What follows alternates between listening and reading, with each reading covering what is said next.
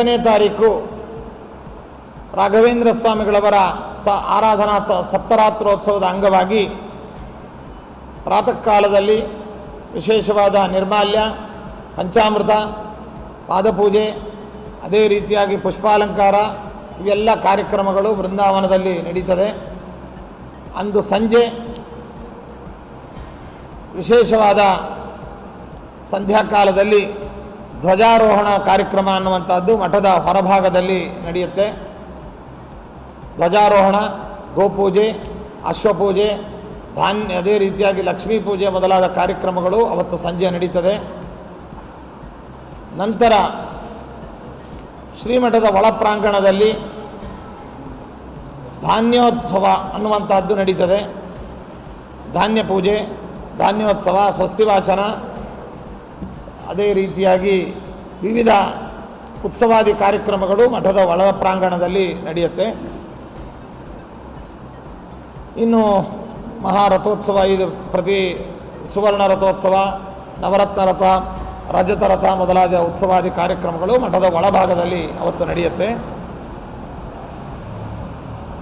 9ನೇ ತಾರೀಕು ನೂತನವಾಗಿ ಭಕ್ತರ ಬೆಂಗಳೂರು ಬೆಂಗಳೂರು ನಗರಕ್ಕೆ ನಗರದಲ್ಲಿ ವಾಸಿಗಳಾದ ಉಡುಪಿ ಪ್ರಾಂತಕ್ಕೆ ಸಂಬಂಧಪಟ್ಟ ಪ್ರಕಾಶ ಶೆಟ್ಟರು ಉದ್ಯಮಿಗಳು ಅವರು ಸೇವಾರೂಪವಾಗಿ ನಿರ್ಮಿಸಿರತಕ್ಕಂತಹ ನೂತನ ಪುಷ್ಕರಣಿ, ಅಮ್ಮನವರ ಗುಡಿಯ ಕೆಳಭಾಗದಲ್ಲಿ ಇರತಕ್ಕಂಥ ಮುಂಭಾಗದ ಬೃಂದಾವನ್ ಗಾರ್ಡನ್ಸ್ ಎದುರುಭಾಗದಲ್ಲಿ ನೂತನವಾಗಿ ನಿರ್ಮಿಸಿದಂತಹ ಈ ಯಾವ ಪುಷ್ಕರಣಿಯ ಉದ್ಘಾಟನಾ ಕಾರ್ಯಕ್ರಮ ಅನ್ನುವಂಥದ್ದು 9ನೇ ತಾರೀಕು ಸಂಜೆ ಉತ್ಸವ ಮೆರವಣಿಗೆ ಮೂಲಕವಾಗಿ ಅಲ್ಲಿ ತೆರಳಿ ಉತ್ಸವರಾಯರು ತೆಪ್ಪದಲ್ಲಿ ಕುಳಿತು ಮಧ್ಯದ ಮಂಟಪದಲ್ಲಿ ಅಲ್ಲಿ ಆಸೀನರಾಗಿ ದೀಪೋತ್ಸವ ಇತ್ಯಾದಿಗಳನ್ನು ಸ್ವೀಕಾರ ಮಾಡಿ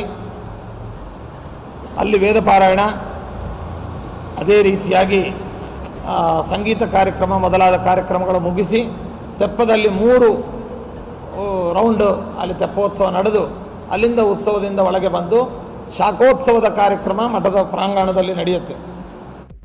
ವಿಶೇಷವಾಗಿ ಸ್ವಸ್ತಿವಾಚನಾದಿ ಕಾರ್ಯಕ್ರಮಗಳೆಲ್ಲ ಆದ ನಂತರದಲ್ಲಿ ರಥೋತ್ಸವಾದಿ ಕಾರ್ಯಕ್ರಮ ಅನ್ನುವಂಥದ್ದು ಮಠದ ಒಳ ಪ್ರಾಂಗಣದಲ್ಲಿ ನಡೆಯುತ್ತೆ. ಇದು 9ನೇ ತಾರೀಕು. ಇನ್ನು 10ನೇ ತಾರೀಕು ರಾಘವೇಂದ್ರ ಸ್ವಾಮಿಗಳವರ ಪೂರ್ವಾರಾಧನಾ ಮಹೋತ್ಸವ. ಈ ಪೂರ್ವಾರಾಧನಾ ಅಂಗವಾಗಿ ಪ್ರಾತಃ ಕಾಲದಲ್ಲಿ ನಿರ್ಮಾಲ್ಯ, ಅಭಿಷೇಕ, ಅದೇ ರೀತಿಯಾಗಿ ಪಂಚಾಮೃತ, ಪಾದಪೂಜೆ ಇತ್ಯಾದಿ ಕಾರ್ಯಕ್ರಮಗಳು ಮಠದಲ್ಲಿ ನಡೀತದೆ.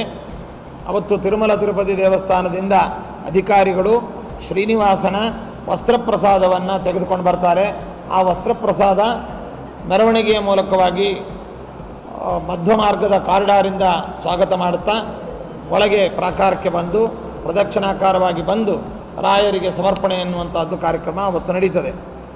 ಅದೇ ರೀತಿಯಾಗಿ ಶ್ರೀರಂಗದ ರಂಗನಾಥ ಸ್ವಾಮಿಯ ವಸ್ತ್ರಪ್ರಸಾದವು ಕೂಡ ಆಗಮಿಸ್ತಾ ಇದೆ. ಅದೇ ರೀತಿಯಾಗಿ ಕಂಚಿ ವರದರಾಜ ದೇವರ ವಸ್ತ್ರಪ್ರಸಾದವು ಕೂಡ ಆಗಮಿಸ್ತಾ ಇದೆ. ಅದನ್ನು ಕೂಡ ನಾವು ಭಕ್ತಿ ಶ್ರದ್ಧೆಗಳಿಂದ ವಾದ್ಯ ವೈಭವ ಮರ್ಯಾದೆಯಿಂದ ನಾವು ಸ್ವಾಗತ ಮಾಡಿ ರಾಯರಿಗೆ ಸಮರ್ಪಣೆಯನ್ನು ಮಾಡ್ತೇವೆ. ಆನಂತರದಲ್ಲಿ ಮೂಲರಾಮದೇವರ ಮಹಾಪೂಜಾ, ಅದೇ ರೀತಿಯಾಗಿ ಅನ್ನ ಸಂತರ್ಪಣೆ, ಅಲಂಕಾರ ಸಂತರ್ಪಣೆ ಮೊದಲಾದ ಕಾರ್ಯಕ್ರಮಗಳು ಅವತ್ತು ಮಧ್ಯಾಹ್ನ ಪೂರ್ವಾರಾಧನೆ ಅಂಗವಾಗಿ ನಡೀತದೆ.